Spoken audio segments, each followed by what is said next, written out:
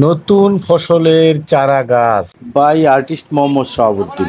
এই মুহূর্তে আমি শিল্পী শাহাবুদ্দিন আছি সারুলিয়া বাজারে। আপনাদেরকে খবর দেওয়ার জন্য আমি এখানে একটু কাজ করতে আসছি। কাজটি হলো আপনাদের জন্য চারা কিভাবে কিনবেন, কোথায় কিনবেন একটু মনে করিয়ে দেওয়ার জন্য। আপনাদের কি রবি শস্যের কথা মনে আছে?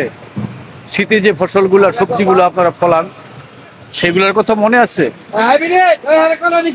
একটু মনে করে দেখেন, এখনই উপযুক্ত সময় আপনাদের এই চাষবাসগুলো করার জন্য। এইখানে দেখেন কত রকমের চারার সমাগম। এটা সারুলিয়া বাজার। যাদের চারার দরকার সবাই আসতেছে এবং চারা কিনে নিয়ে যাচ্ছে। আপনাদের যাদের মনে নাই, আমি মনে করায় দেওয়ার জন্য আপনাদের আবার বলে দিচ্ছি, এখানে বিশাল চারা বাজার, একেবারে মাইলখানেক লম্বা। খুব দ্রুত আসেন, এখনই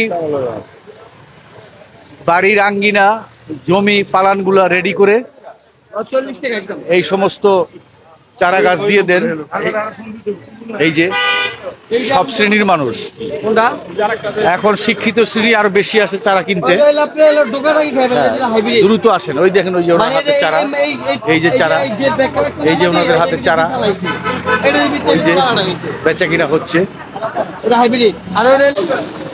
এই যে প্রবীণ চারা বিক্রেতা, যুগ যুগ যাবত এই সারুলিয়া বাজারে চারা নিয়ে আসে। উপযুক্ত সময় চলে গেলে আর হবে না। গত বছর কিন্তু আপনারা এমন চারা বুনছিলেন, সবজির দাম কিন্তু 5 টাকায় নিয়ে আসছিলেন। এরকম টার্গেট করেন, খুব দ্রুত আসেন, অন্যথায় হবে না। এই 100 টাকা কেজি সব কিনবেন, হবে না। আমি জিনিস আমি বই না বোনার ফলে যদি আমরা বিক্রি করার সময় যদি ন্যায্য দাম না পাই, দামগত উদ্যোগ নষ্ট হয়ে যায়। এটা বলতেছেন কৃষকের ন্যায্য দাম না পাওয়া, সেই জন্য রাষ্ট্রকে করতে হবে, আপনার কোল্ড স্টোরের ব্যবস্থা করতে হবে এবং যাতে করে পণ্য নষ্ট না হয়। আমি তো অস্ট্রেলিয়ায় ছিলাম, আমি দেখে আসছি ওইখানে কিভাবে রাখে। আমি নিজেও পড়ার ফাঁকে ফাঁকে 2-1 দিন খামারে গেছি, কাজ করছি। তো এই যে দেখেন কত রকমের গাছ, ওই যে টমেটো বেগুন, এটা লম্বা বেগুন, গোল বেগুন, ওই যে দেখছেন সবাই আসতেছে। শিক্ষিত জেনারেশন এখন আরো বেশি চাষাবাদ করে এবং এই কারণে চাষাবাদ একটু উন্নতি হয়েছে আমাদের দেশে। এই যে কি চারা কিনতে আইছেন? বেগুন চারা কিনবেন? ওই যে উনি ওরা একটু কথা বলতে সমস্যা হচ্ছে, বেগুন চারা কিনতে আসছে।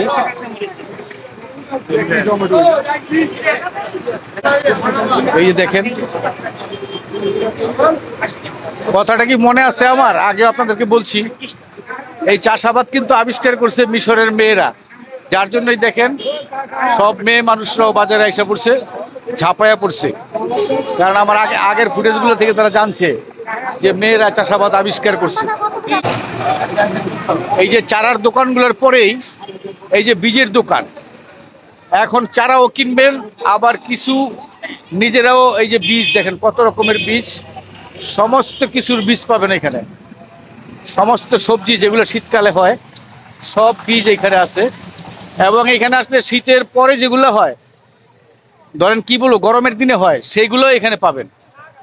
এই দেখেন, দেশি বিদেশি সব। এই দেখেন, এই যে আরেক ভাইয়া, এরা একেবারে পরীক্ষিত লোক, যুগ যুগ ধরে এই বাজারে তারা এই চারা বিক্রি, এই যে বীজ বিক্রি করে। এই যে প্রবীণ লোকরা আসতেছে গ্রাম থেকে। ঢাকা, নারায়ণগঞ্জ, নরসিংদী, 2500 এই সমস্ত অঞ্চলের মানুষ এখান থেকে বীজ কেনাকাটা করে এই সারুলিয়া বাজার থেকে।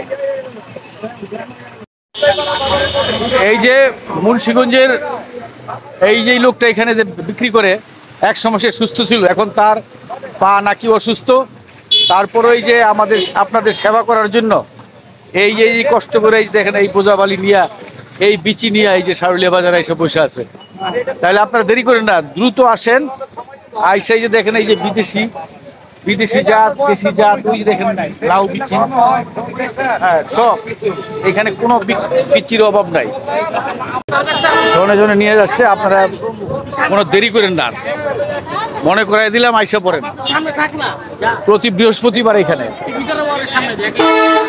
দেশকে সুজলা সফলা করে ফেলেন, একেবারে মাঠঘাট গ্রিনে ভরে ফেলেন, বাড়ির আঙ্গিনা, বাড়ির উঠান, কোনো জায়গা বাদ রাখবেন না।